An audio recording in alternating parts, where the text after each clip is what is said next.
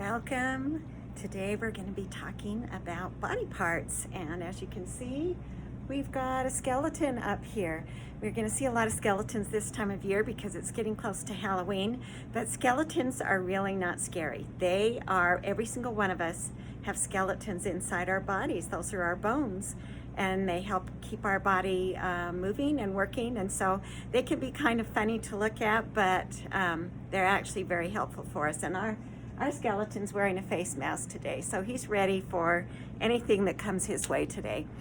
We also have Howie, and Howie has some owies. He has some places where he's gotten hurt. So we're going to talk about a game that we're going to do with that. Okay, so parents, for parenting information, there's this in your packets.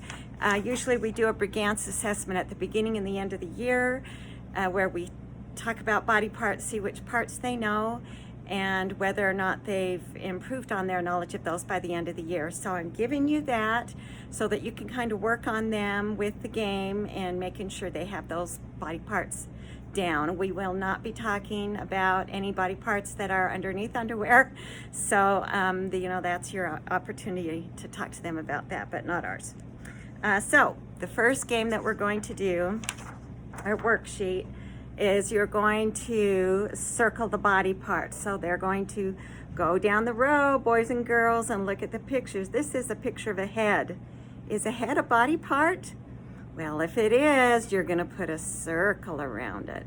How about cookies? Do we have cookies growing on our body? No. So you're going to cross that one out or put a line through it so you know that that's not a body part. Okay, so just go through each one by one, ask them if it is or is not a body part. Some of them, they need help knowing what exactly it's pointing to, and you can just help them know that. Okay, so piece number one. The next one, you're each going to have a Howie, a front and a back side to him, okay? There's also a little bag with some pretend Band-Aids in it, colorful Band-Aids. And also in that bag, there's gonna be their stickers, so be on the watch for that. Okay, so if you were playing the game with them, parent, you're going to have also a dry erase marker has been placed in there.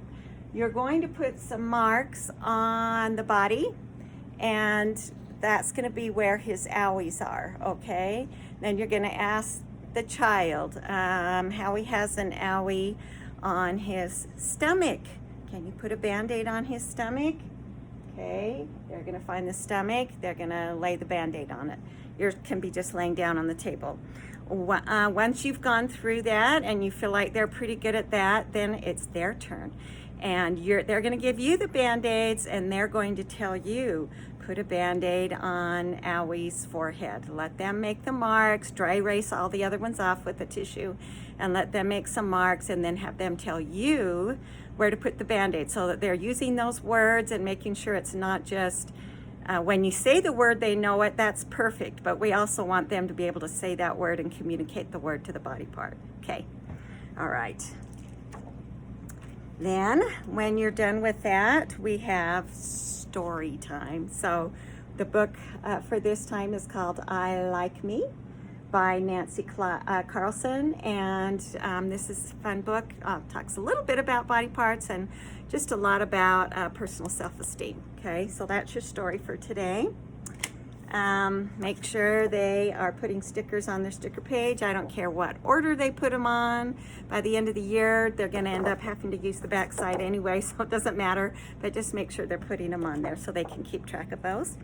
And then parents, this is also your information. Okay, so this is my body safety rules. We want them to know these and know that they apply to them. So make sure you read over them and then go over it with them in a way that feels comfortable to you, that you can help with your child. So we have, my body is my body and it belongs to me. I can say no if I don't want to kiss or hug someone. I can give them a high five, shake their hand, or blow them a kiss. I am the boss of my body, and what I say goes. So we want them to feel comfortable that they do not have to give physical contact with people that they don't want to do it with, okay? They can choose that. I have a safety network, so they need to know 5 adults, and you can help them think through who those would be, that they feel safe, they know they can go to that person and tell them anything, and that they will be safe and taken care of. So help them find that network of 5 grown-ups that they can trust. Go over the early warning signs, or this is, more for you. If I feel frightened or unsafe, I may sweat a lot, get a sick tummy, become sulky, and my heart might beat really fast. These feelings are called early warning signs. If I feel this way about anything, I must tell an adult on my safety network straight away. Okay, so they know they can go to one of those safety people as soon as they feel uncomfortable about something that's happening that they don't like. Private parts. My private parts are the parts of my body under my bathing suit. I always call my private parts by their correct names. No one can touch my private parts. No one can ask me to touch their private parts, and no one should show me pictures of private parts. If any of those things happen, I must tell a trusted adult on my safety network straight away, okay? So this is giving them power to know that they don't have to allow that. It does not have to be part of what they experience in life, okay? Talk to them about doctors. Tell them that if something has to be checked that does happen to fall under those bathing suits areas, that you will be there with them to protect them and make sure that everything is okay, all right? Because sometimes it can happen. Secrets. I should never keep secrets that make me feel bad or uncomfortable. If someone asks me to keep a secret that makes me feel bad or unsafe, I must tell an adult on my safety network straight away. Okay. All right. So just go over that in the way that feels most comfortable to you, with you and your child, and have them feel safe about themselves. Okay. Our last one, I almost forgot.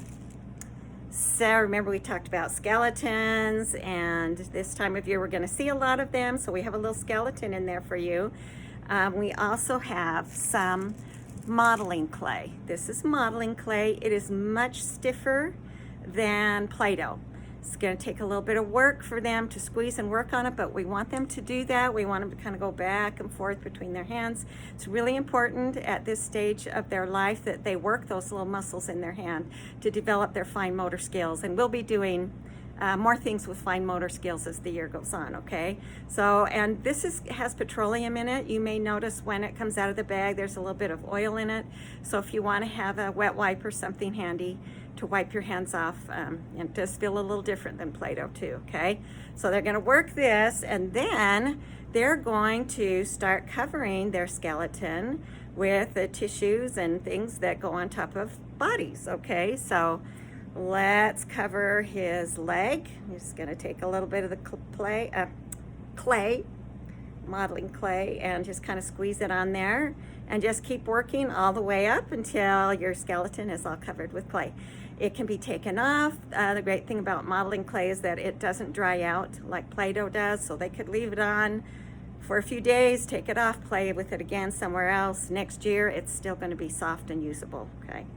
All right, so that's it for this week. Call me if you have any questions, and we'll talk to you later. Bye.